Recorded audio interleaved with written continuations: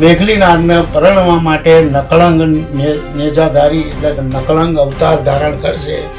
ધોળો અશ્વ, ખુલ્લી તલવાર, એમાં જેટલા જે વિરોધીઓ હતા એમનો નાશ કરશે.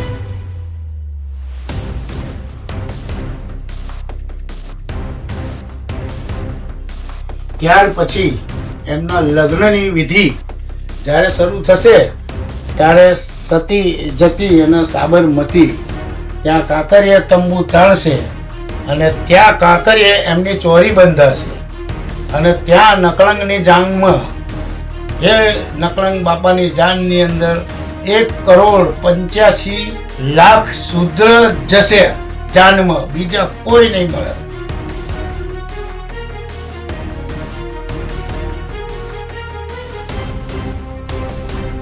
આ જગ્યાએ સણી લીધું છે. જો આ જગ્યાએ અહીંથી આમ છે ને આગળ ગુફા જાય છે, અંદરથી સણી લીધું છે.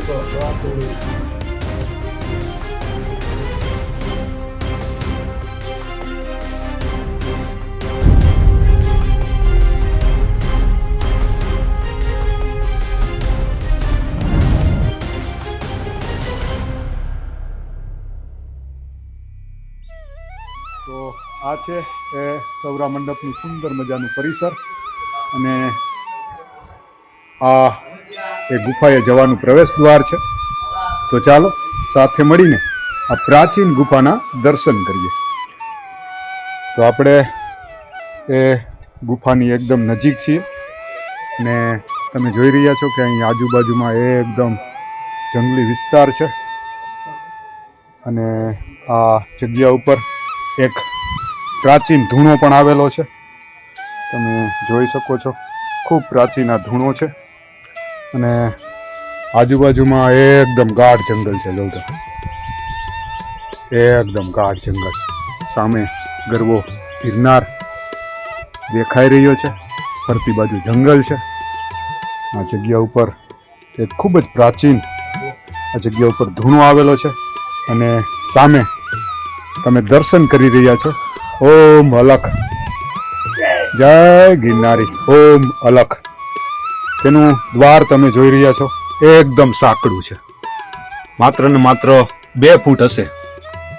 તો આપણે એ ગુફામાં પ્રવેશી રહ્યા છીએ.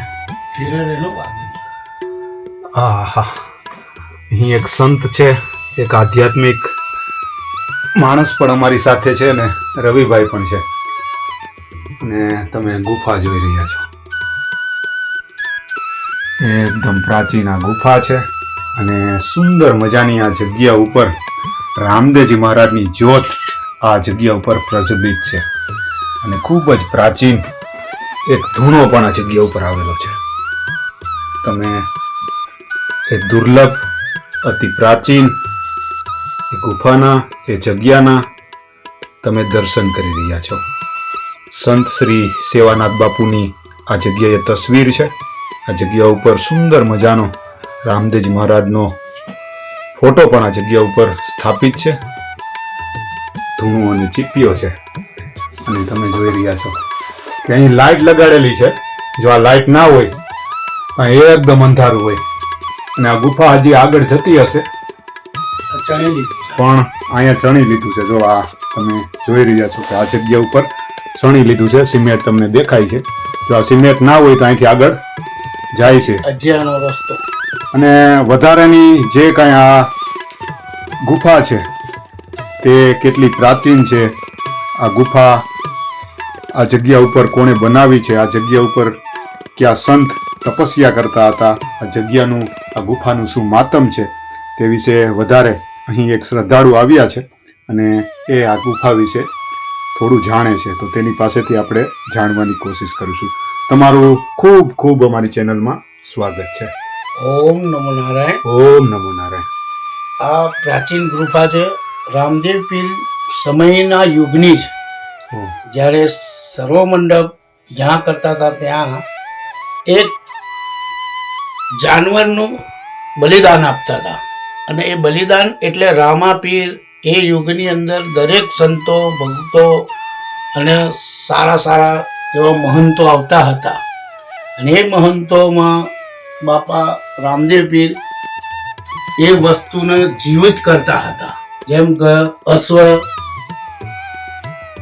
હાથી જેને અરવલ્લી કહેવાય, એવા કંઈક 4 યુગની અંદર આ થઈ ગયેલું. અને ચોથા યુગની અંદર જે માટીનો પાઠ કર્યો ત્યારે અજ્યાને જીવિત કરવાનું થયું. ત્યારે લોકોને એટલે સંતો મહંતોને એમના જે આજુબાજુના હોય એમણે વિરોધ કર્યો કે બધું રામદેવ પીર જ જીવત કરે.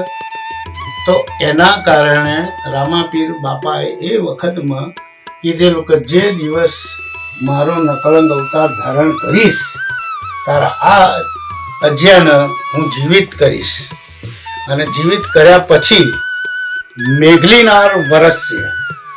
એ મેઘલીનાર 12 મહિના સુધી વરસાદ, જેને તો આપણે મેઘ કહે, એ ત્યાં વંથલી ગામની અંદર મેઘલીનાર વાયમાંથી બહાર પ્રગટ થશે. અને એ મેઘલીનારને પરણવા માટે નકળંગ નેજાધારી એટલે કે નકળંગ અવતાર ધારણ કરશે. ધોળો અશ્વ, ખુલ્લી તલવાર, એમાં જેટલા જે વિરોધીઓ હતા એમનો નાશ કરશે. ત્યાર પછી એમના લગ્નની વિધિ જ્યારે શરૂ થશે ત્યારે સતી જતી અને સાબરમતી ત્યાં કાંકરીએ તંબુ તાણશે. અને ત્યાં કાંકરીએ એમની ચોરી બંધાશે. અને ત્યાં નકળંગની જાનમાં એ નકળંગ બાપાની જાનની અંદર 1,85,00,000 શૂદ્ર જશે જાનમાં, બીજા કોઈ નહીં મળે. અને એ શૂદ્ર જેટલા વહેલા મર્યા છે એ બધા જ પાછા આવવાના. એમાં અમરબા સંતો મહંતો જે અમર સમાધિઓ થઈ ગઈ છે એવા સંતો પાછા જાગૃત થશે, એ જાનમાં જશે. એમાં શૂદ્ર વધારે હશે. અને આ ઇતિહાસ આજનો નહીં, ઘણા યુગોથી ચાલે છે. અને ઘણા લોકોને તો સમજણ હશે, પણ આ ગુફા જેવું કોઈ બીજી જગ્યાએ છે નહીં. અને આની અંદર અજિયા છે, આની અંદર આ બધું ચણી લીધું છે. એટલે તમને અમે 1982ની સાલમાં ત્યારે આ બધું ખુલ્લું હતું ત્યારે મેં જાતે અજિયાનો હાથ ફેરવેલો છે. પછી મહંત બાપુ કહે છે કે આ જ્યારે આવશે નકળંગ અવતાર તારા જીવતી થશે. પણ અત્યારે આદેશ અખાડાના જે મહંતો છે તેમણે સુવિધા કરી છે સરસ. અને આશ્રમ જેવું બનાવ્યું છે. પહેલાં કશું હતું જ નહીં, ખાલી હાથ જોવા માટે આવતા હતા. પણ અત્યારે જે કોઈ ભક્તો આવે છે તેમને હરિહર કરાવે છે, સંતોષથી દર્શન આપે છે. અને બધી સુવિધા સાથે એ લોકો સારું આદર કરે છે. આદેશ અખાડાવાળા એટલું સારું છે, એટલું આટલું જાગૃત રહે છે. આ વાત કરીને હું નમો નારાયણ. મારું નામ દીપકભાઈ રમણભાઈ સોલંકી, રહેવું નડિયાદ. અને નડિયાદની અંદર મને સીતારામથી વધારે ઓળખે છે. બજરંગદાસ બાપાના અમે પૂજ્ય શિષ્ય છે અને એમના આશીર્વાદથી આટલું અમે જાણીએ છીએ. બોલો સદગુરુદેવ કી જય. બાપા સીતારામ સીતારામ. જય રામદેવજી મહારાજ. રામદેવ બોલો. રણુ જાણા રાજા રામા પીરની જય. અલખ નિરંજન અલખ આદેશ આદેશ. જે નડિયાદથી આવ્યા છે અને ખૂબ મોટી શ્રદ્ધા તેને ખાસ કરીને સૌરા મંડપની આ સુંદર મજાની જે પ્રાચીન જગ્યા છે તેના માટે ઘણી બધી તેને શ્રદ્ધા છે, ઘણો બધો વિશ્વાસ છે. આ જગ્યા વિશે થોડું ઘણું તે જાણે છે. તેણે જે પણ કાલાવાલા કર્યા, જે પણ તેને ખબર હતી તે તમારી સમક્ષ તેણે મૂક્યું છે. કાંઈ ભૂલચૂક રહી ગઈ હોય તો એને પણ માફ કરી દેજો અને અમને પણ માફ કરી દેજો. અમે તો માત્ર ને માત્ર આ જગ્યાના ઇતિહાસને તમારા સુધી પહોંચાડવાની કોશિશ કરી છે. તો ખરેખર સુંદર આધ્યાત્મિક આ જગ્યા છે અને ખૂબ પ્રાચીન આ ગુફા છે. તેનું દ્વાર પણ તમે જોઈ રહ્યા છો કે એકદમ સાંકડું છે. માત્ર ને માત્ર 2 ફૂટ જેવું હોય છે. 2 ફૂટ તેની પહોળાઈ છે અને 2.5 ફૂટ જેવી તેની આમ લંબાઈ છે. થોડી પહોળી કરી છે અને તમે ઉપર જોઈ રહ્યા છો એકદમ કાર્વિંગ પથ્થર છે. અને આ જગ્યાએ સણી લીધું છે. જો આ જગ્યાએ અહીંથી આમ છે ને આગળ ગુફા જાય છે, સણી લીધું છે. હા, ઉપર સણી લીધું છે. જો અહીંયા તમને બતાવું, આ સણેલું છે. આ જગ્યાએ તમે જોઈ શકો છો કે સિમેન્ટથી પથ્થરને શણવામાં આવ્યા છે. વાટા એકદમ દેખાય છે, ઉપર પણ શણી લીધું છે. તો આ જગ્યાએ આગળ જો અહીંથી વધવું હોય તો અહીંથી આગળ જવાય છે, પણ અહીં શણી લીધેલું છે. એટલે ખૂબ પ્રાચીન આ ગુફા છે કે આ જગ્યા ઉપર કોઈ એવા મહાન સંત, એવા જોગી આ જગ્યા ઉપર અવશ્ય તપસ્યા કરતા હશે.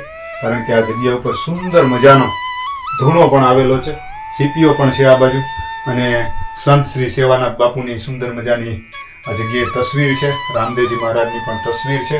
અને સૌથી અગત્યની અને મહત્વની કે આ જગ્યા ઉપર જ્યોત પણ આ જગ્યા ઉપર જગે છે. તો જ્યોતના આપણે દર્શન કર્યા, રામદેવજી મહારાજના દર્શન કર્યા, સંત શ્રી સેવાનાથ બાપુના દર્શન કર્યા, અને ખરેખર ખૂબ મજા અને આનંદ આવ્યો. તો આવી પ્રાચીન જગ્યા ખૂબ ઓછી જોવા મળતી હોય છે, પણ આજે આ જગ્યાએ આવીને ખરેખર ખૂબ આનંદ થયો. તો તમારે પણ આ જગ્યા જોવી હોય, આ જગ્યાના તમારે દર્શન કરવા હોય તો આ ગુફા આવેલી છે. શ્રી જે સૌરા મંડપની જે સુંદર મજાની આધ્યાત્મિક જગ્યા આવેલી છે, સૌરા મંડપની જગ્યાએથી તમે થોડા નીચે ઉતરશો એટલે આ એક પ્રાચીન ગુફા આવેલી છે. જો અહીં કોઈ જાણીતા હશે તો તમને અવશ્ય બતાવશે, અને અવશ્ય આ જગ્યાએ આવજો. ખરેખર આધ્યાત્મિકતાના દર્શન કરવા હોય, એ સંત વિશે તમારે જાણવું હોય કે જે સંત ગુફામાં રહેતા હોય, કેવી રીતે તપ કરતા હોય, તે જોવું હોય તો તમે અવશ્ય અહીં આવજો. ખૂબ જ સુંદર મજાની આ ગુફા છે.